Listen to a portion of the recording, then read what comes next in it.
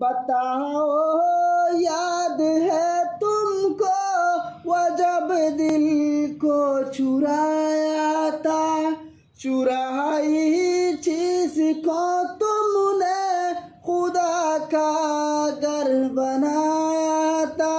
वो जब कहते थे मेरा नाम तुम तस्बीह में पढ़ते हो, मुहब्बत की नमाजों को कज़ा करने से डरते हो। मगर अब याद आता है वो बातें, महज़ बातें, कई बातों ही बातों में मुकरना भी ज़रूरी था।